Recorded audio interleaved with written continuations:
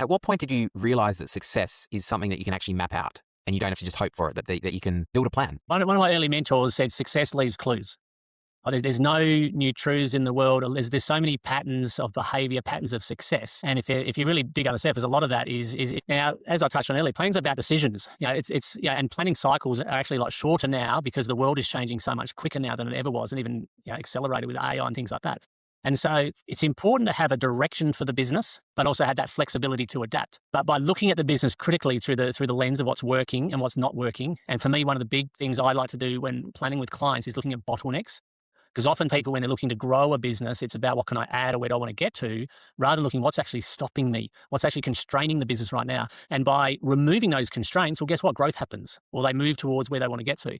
And so it's really about unpack and diagnosing the business. I liken myself to a bit of a GP. I know a lot about all of business, but there's a lot more specialists who can come in and dig deeper, specialist accountant or lawyer or refer to you for marketing and things like that. But if we've got that balanced view of what's going on, well, then we can prescribe the right solution, fix the problem that needs to be fixed, and then that's what's going to move the needle forward. And interesting enough, sometimes the problem we're solving for, because sometimes people throw growth, we've got to grow, we'll go get more sales, that's going to improve my cash flow. But sometimes I've had this with a client, their margins weren't right, so they're actually losing money on the stuff they were promoting, and hence that was leading to a cash flow problem. I've had people where they thought they had a lead generation problem, but it was actually a time management problem. They just had to do some extra appointments by freeing up some time and make better use of the leads they're already getting, and converting them and fixing that problem, then the business moves forward. And so that's, to me, what planning is about, is really taking that time out from your business, having a look at it critically, don't overplan, overanalyze, but asking the right questions that are going to show exactly where your business is at, get clarity on where you're going, and then what are the steps.